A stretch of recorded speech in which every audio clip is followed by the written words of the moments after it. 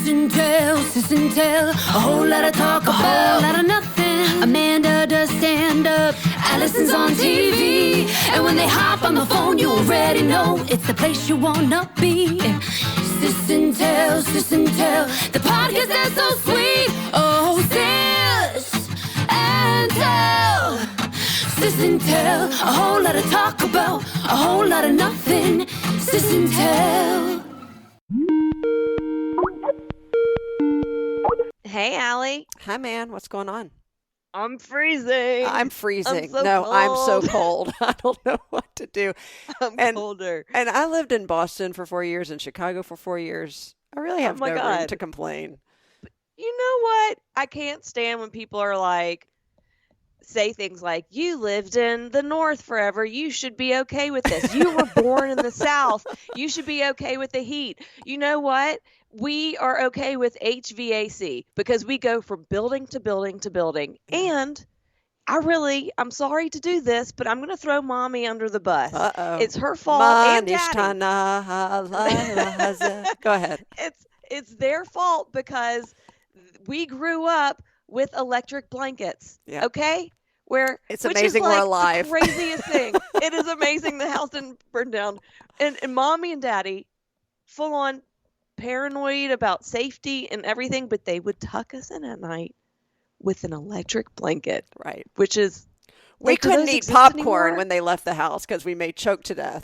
But, but we could turn on a blanket that was attached to a plug that had coils in it that would heat us in the middle of the night. Throughout the night. Yeah.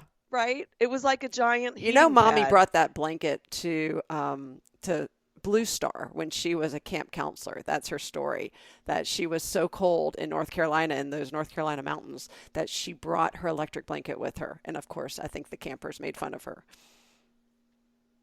Do they even make them anymore? I'm sure there was like some sort of class action lawsuit. Like it's not safe to use an electric blanket. So here's my issue is I don't know what to do at night because I've got these sheets now. I bought these new sheets that are cooling sheets because I have all these sweats, these night sweats. And so I want to stay cool at night. The problem is now that the temperature has changed, it's freezing in my house because I refuse to make the heat go on because I'm in fall denial that it's actually getting cold. So now my house is cold and my sheets are cold and I'm going to bed wearing 7 layers. I almost put on mittens. And I have to say, we turned our heat on and I have to say, this heat is making me thirsty. I'm so thirsty. Well, I did turn on the heat the other night. Yeah. You had a dream last night like you were stuck in a desert? I was like I couldn't find water, and I was like, I need water. And then I woke up parched, and it was because the heat was on, and it was drying me out. Yeah, the problem is, so we're in the South, and the cold isn't just cold, it's a wet cold. But the heat inside your house, the artificial heat, is a dry heat, and it doesn't mix well together. So, yeah, I finally did turn on. That's why we have tornadoes in the kitchen. I finally turned on the heat the other night. I didn't tell Alan. And all of a sudden he walks upstairs and you could feel it, just got warmer. He goes, did you? I go, I didn't do a thing. I didn't touch anything. Nope. Just walk away from the thermostat. There's nothing to see here. He's like, don't turn on the heat. I'm like, I woke up the other day. It was 66 in the house. I just can't. I can't do it. I know. I can't. Let me ask you this question. Let me give you this scenario. Okay. You have settled in bed. Yes. Okay. You're in bed. You're under the covers. You are very cold.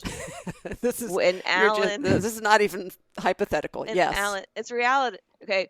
And spouses all over the world have done this. And I want to know if you do this in this situation. Alan is also in bed. What do you do? What question do you say to him? Keep me warm. That's a statement. Oh, that's a statement. This is what I do. Will you keep me warm?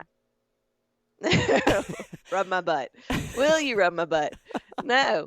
This is what I think I'm going to just stereotype. It's a woman thing. You will turn to your spouse and say, aren't you cold? I mean, aren't you hot? Aren't you hot too? It's because you're trying to get them to get up and make it adjust the temperature for But you. you just said I'm right? cold. So do you mean do what I I say? meant hot. Oh. I meant hot. Whatever That's what I temperature meant. you are, you try to make sure your spouse or partner is the same temperature so that they go and adjust the thermostat. Right. No, Oh this my is God, actually isn't it cold in here? Right. And then so they'll get up and adjust it for you instead of just being like, "Hey man, can you just get up and make it warmer? I'm freezing." So here's the problem with that. We go against that grain because I'm closest to the door that leads to the hall, that leads to the thermostat. So this is the typical yeah, me too. conversation. I'm cold. I'm cold too. Get out of bed and go change the thermostat. I'm like, okay. Or Guess I'm what I hot. I'm have? hot too. Did you change the thermostat yet? No. What do you Guess have? what? You have an app? Yep. Oh, We have an app. I We need have an app. EcoBees, and there's an app, and I could be 500 miles for cold. What the temperature is, I can turn the fans on or off. All this stuff. I got an app for that. So That's what I need. I would like everything. everything on is an app. basically an app. I'm telling you. Everything. There's an app for everything. Yeah. So my TV is on an app. My lights are on a switch. My shades are on an automatic remote. It's just that my AC and my heat is Yeah. not, and I need to fix that because soon I will be able to just live in my bedroom and never talk or meet with another human being in real life. I can control my whole just world make sure from that my they're bed. all compatible. So like, there's like the Alexa compatible apps, and then there's the Siri compatible apps. She's gonna start talking to me in a second. No, she didn't. She's not Right. listening. Don't say her name. She'll think you're So talking to yeah. her. So I have a story from a long time ago, and I don't think we ever talked about it.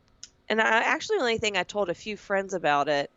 And it was during the time where BJ Novak had created this social media network called the List app.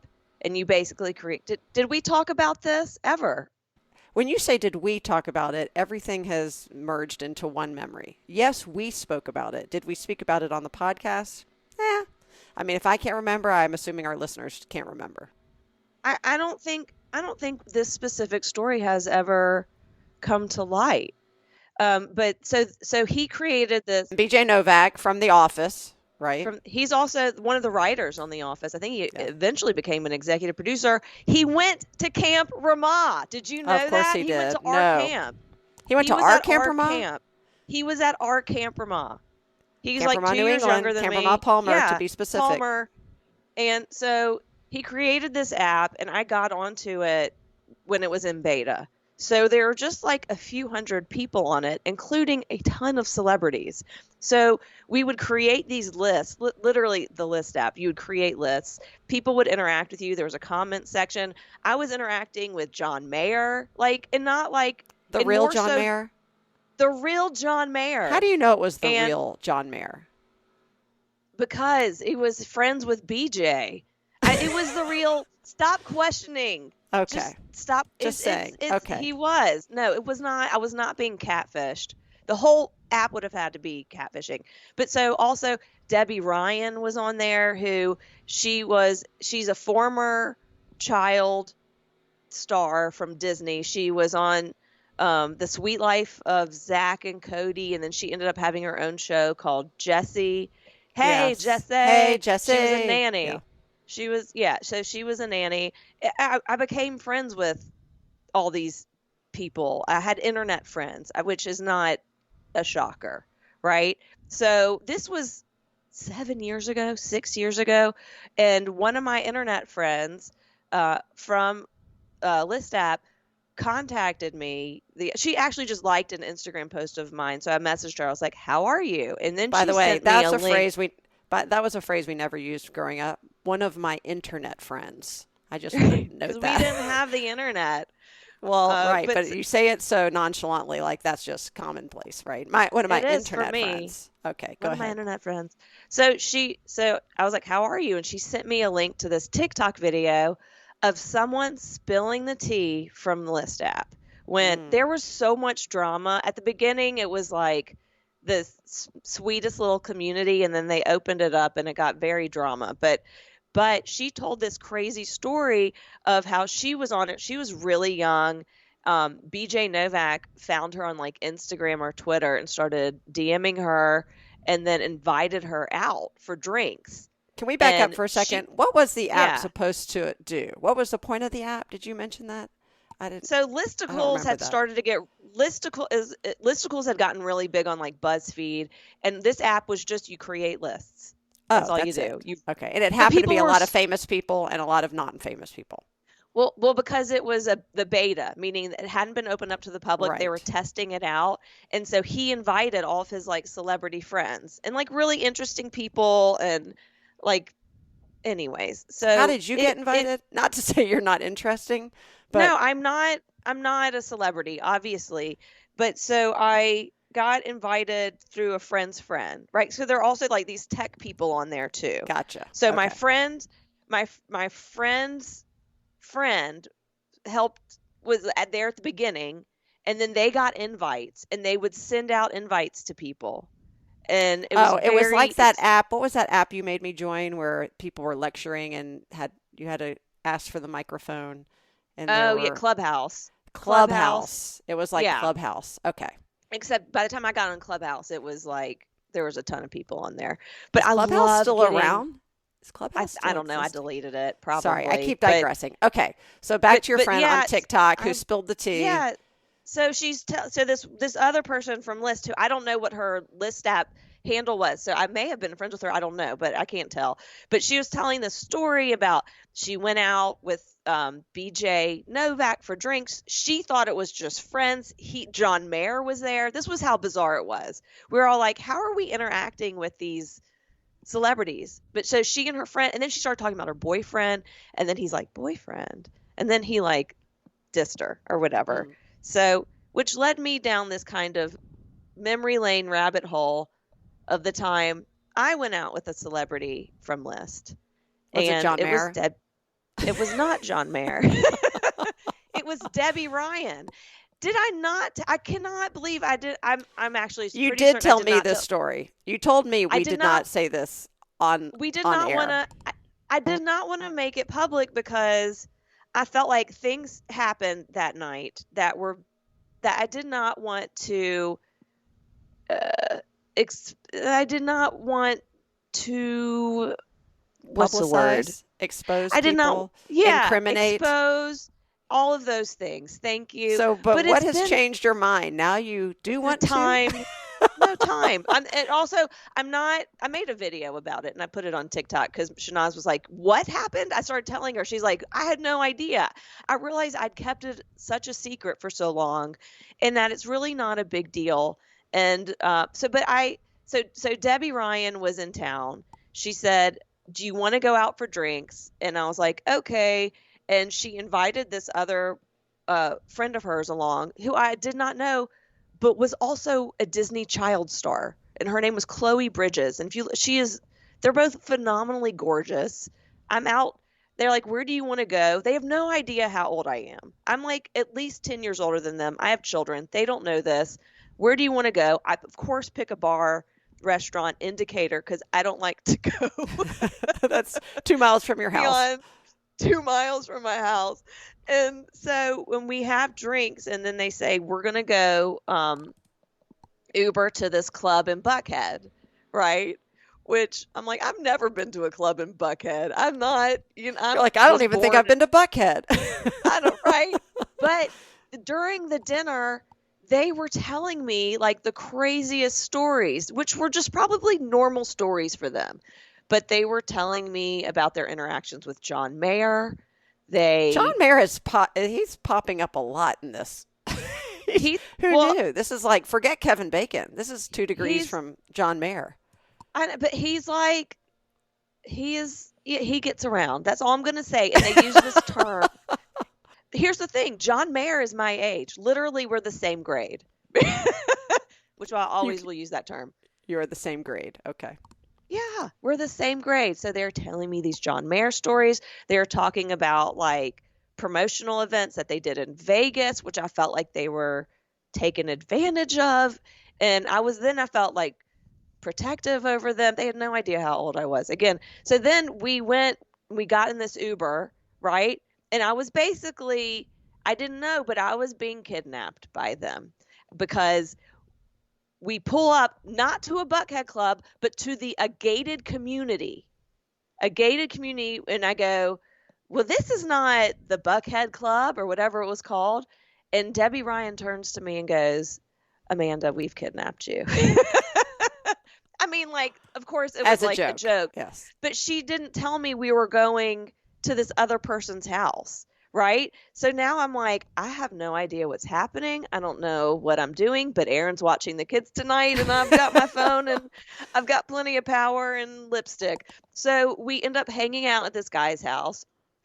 Some stuff Was it John happened Mayer's? I can't talk about. No, it was just some dude. It was some dude. And then we eventually did go to this club in Buckhead, and it was just so these guys were following us around. We went into an elevator trying to get away from them. She's like grabbing me, pulling me in the elevator and pushing this guy out. Like, and then we are hanging, and she was telling everyone that I was a stand-up comedian, which I was a stand-up comedian, and I still am, but like a local stand-up comedian. I'm not like, I don't have a Netflix special. I definitely didn't have a Netflix special back then. I definitely don't have one now. And there's nothing on the horizon, right? But she just knows that I'm Amanda from List App. I was pretty popular on this app. To be clear, you were a child who wanted to be a star and watch Disney, but you were not a Disney child star. Right. No. Right. Unlike Actually, that. never. I watched Disney as an adult with my children. Oh. Okay. But anyways, so there's all this stuff happened. It was weird. They kept on talking about things I had no idea. I was Googling stuff while we were in the car driving at some point, and they're playing all this music. I have no idea what it is. And then like a song like Hip Hop Hooray comes on, and I'm finally, and because they had been like rapping with all this music, and I'm like, I don't even know who this is. I didn't say that. And then like Hip Hop Hooray comes on. I'm like, Hip Hop Hooray, ho. And they're like, what is this song? And I'm like, I don't know. My parents listen to this song. Who knows? No. So anyways, this is my story. And then I lost touch with her. I was going to say, have you talked to her since then? She called me one time, or texted me another time she was in town, and she's like, hey, my mom's in town. Do you want to have brunch with us? And I couldn't go because I had to take the kids to Sunday school because you and her mother are the same age, and you would have been busted. I know. I would have been totally busted. I would have been totally busted. And it was just unspoken, my age. And but she was very sweet and very nice, and we lost touch ever since I couldn't go with her to brunch. Do you still talk to John Mayer, though? Please tell us you're still in touch with John Mayer. I never talked to John Mayer. He liked my posts, and like once in a while there'd be like some sort of like interaction in the comments, but he was interacting with other people too. And it was just so strange in this nice little microcosm that we were in. And then the List app is no longer in existence? Then they opened it up to the public, and it changed, and they took away commenting. Like you couldn't comment on things. And then all of a sudden Facebook started this extra, not accessory, but you were like in your post that you could create a list, and all of a sudden it disappeared, right? Like when Facebook or Instagram or TikTok, when they absorb one of your core feature, then you're dead, right? Yes. Like it's like the Walmart of the internet, right? And like there's this new app called Be Real, and all it is I know Be Real. Yeah, they notify you. You take a picture in that moment. You have like 3 minutes to post it, but it's the front and back of the camera. Yes. And then it's vapor, but TikTok has now absorbed this feature, right? Oh, so now they do Be Real. So the only reason, aren't you shocked that I know Be Real? I am shocked. Yeah, because I've never done TikTok, and I never figured out Snapchat. But Arthur was doing this fundraiser for this composting club that he's part of.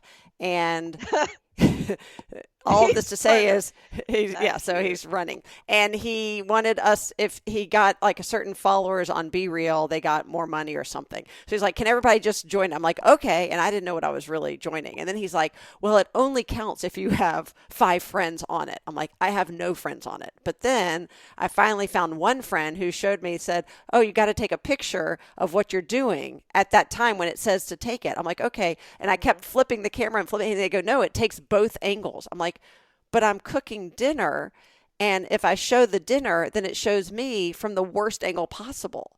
So Yeah, I 'cause you're didn't really being real. want to be real. Yes. That was But my guess what, last. people? Yeah. Ruby, which we'll talk about this in a second, is trying to get me to be on Be Real. But by the way, I was watching her take her picture the other day, and I don't know how real she's being, because like she's still doing the angle and like posing and making sure she looks good, and you can retake the picture. But we need to pause for a second and talk about that. My daughter wants me to get on the social media apps that she's on, which I Yeah. cannot comprehend why she wants me on there. And she wants to get on Facebook, and I told her no, she's not allowed to be on Facebook. That's like my adults only social lounge. Why does she want to be on Facebook? That's interesting, because my kids have no desire. They're on it, but they don't even, I don't think they've uploaded anything in years. They think She it's an wants old to person's be- app. Yeah, she knows it's an old person's app, and she loves moms, and she thinks it's ironic. She thinks it's ironic. That's why she wants to. She's reached that point in her teenagehood where she wants to do things because it's ironic. Just like Alanis Morissette predicted. Yep. Isn't it ironic? Isn't it ironic? So I know I talked about this on the last podcast about reading my journal to Ruby. Yes. From 1994, from my Ramah seminar trip to Israel. What I did not predict was the impact this would have on everyone else that went to Ramah seminar. Or has been hiding a journal that they haven't read or read to their Yes. kids ever, right? Oh my God. So I did a video of me finding it and reading an excerpt from it. And now, like, my friend Nat wants us to start a podcast, and all these people are like, I have my journal and I'll be on it. Right. And there's so many. What I realized also, there are so many Davids. There were so many Davids. There were like 50 Davids on our trip. And I did one excerpt about one David, and all the Davids are freaking out. Is this me? And my one friend David's like, thank God I'm actually Dave. I had to differentiate myself. Now I'm Dave. This is not me. He knew it wasn't him. So, and that's one of those things, like, is there a timetable on when you can read this stuff and not feel guilty about someone saying something mean? Right? We were 16, and there's things in there where, like, I might be calling someone annoying or saying so-and-so doesn't like so-and-so. It's like silly 16-year-old drama. There's some that's serious. But, like, is there an expiration date on reading stuff out loud, and also including stuff that's personal, right? Maybe about someone else's feelings that they shared with you in that journal. Like, can I say that stuff out loud? How long's that been? How old am I? I don't remember. That was 29 years ago. Right? Yeah. I think the only person who can determine an expiration date on feelings is the person it affects. And I will say that even though you might be 30, 40, 60 years away from, that adolescent moment or that trip, that when you hear, and I'm sure this is happening to you, when you start reading through those memories, I mean, even when you read it, you take on what you perceive to be your adolescent voice, and I think even if we're somehow in years far away from that moment, when we read it or remember it or see a photo, we are immediately brought back, I think, both nostalgically and emotionally to where we were. And I'm not sure we can ever detach ourselves from the reality of that. So I would say if you think it would hurt somebody then, it would probably hurt somebody now, even though we're older and more mature and we could take it with a grain of salt. If you think it might hurt your feelings, and we know you are hypersensitive to some things. I say that with love, not in a bad way, but Right. you're more sensitive than I am to a lot of things, but even I am sensitive to things. You're just stone cold, Allison. It's not that I'm hypersensitive, it's that you are unemotional. I'm not You're unemotional. Detached. The problem, the blessing and the curse of me is that you can say something to me and maybe emotionally affect me. It won't scar me though, because I have a very short-term memory. So, Right. I might There you remember go. later. So, but Yeah, my friend Corey said, and I told her because of this, she is our official fact check department. yes. She has a photographic memory. You know how Wow. sometimes people will say that and you're like, it's just like an expression, but she literally has a photographic memory. So I was like, this is going to come in handy. I have, on the other hand, the emotional version of photographic memory. I don't know what that expression would be, but I can, and not just from like seeing a picture or reading an old diary entry, but just from my memory, I remember how I felt during certain situations, and it's awful. I would say it's more of a curse than a blessing, because I remember things that upset me from elementary school, and I can still feel that feeling as if it just happened. Yeah. Well, and you're proving my point. So there is really, all this to say is, asked and answered, there really is not an expiration date on something that might still affect somebody or that they hold. Yeah. I mean, I feel like there are even things that let's just say if I, withheld information from a friend or did something and didn't come clean. And then I think, well, it's been 20 years or 40 years. Would I come clean now? No, because what that does is it brings us all back to that moment of whatever the decision we made back then, whether it was right or wrong, right? And whether it was to prevent hard feelings or heartache, whether it was good intentions, but the impact was different, whatever that means, it happened. I'm a big believer in, you know what, if it only makes you feel better for coming clean, but could possibly cause harm to someone else, take a pause and really think through that action or those words. There is no expiration date on hurting somebody's feelings. That's a good piece of advice. So Nat, who wants to do the podcast with me, and he found his journal, or Nathaniel. This will jog your memory of who he is. He's the guy who runs and owns the hardware store in Chelsea. Oh my gosh. Yeah. Yes. Who, when I took Murray there when he was 11 and we were walking for 40 minutes with an unopened seltzer bottle because I wasn't Oh, right. I thought it was Coca-Cola. Yeah, it was seltzer. No, seltzer from Trader Joe's, and Seltzer. I couldn't open it. So I double backed and went into that store and plopped down the seltzer bottle and said, "Can you help? Can I ask you a question?" And he said, "Sure." And it was Nat, who I hadn't seen since Israel. So we now keep in touch, and he's one of my first journal entries, and he knows this now because I told him that I was really upset with him because I sat next to him on the plane ride to Israel and left my seat and came back, and he had taken it over and was macking on some girl and took my pillow. He took my pillow from home. That's just bad form. I brought the pillow from home. This was not the El Al airplane pillow. This was my personal pillow, and he was using it, and he took my seat. And then we were landing, and he said, just go sit somewhere else. And I was so mad. And I sat somewhere else. I was so mad. And he was hooking up with some girl. And then he said, Does he have any recollection of that? Yes, he did. But the that's best funny. part of this is that with some of these excerpts, people have the same experience, but from a different perspective. Right. And case in point, I had, oh gosh, I'm going to have to change some names, but because we're adults now, but one situation, and I'm going to say this is a different time, but someone from my bus, he sunshined me, okay, which is the opposite of mooning. Ooh. Yep, he sunshined me.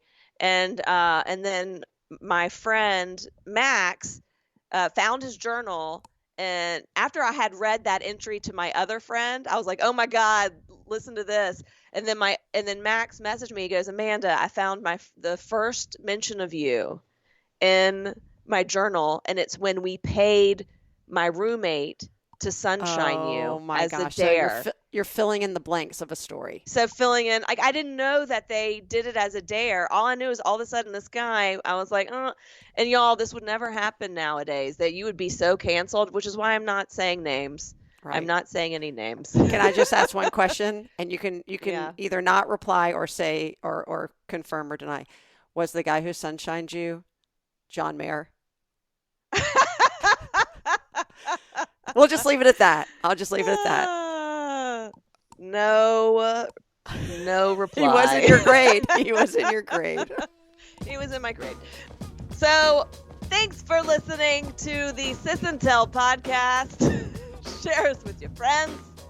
Share us with your family. Share us with your foes. As always, this has been Amanda and Alison with a whole lot of talk about a whole lot of nothing. We'll catch you next time.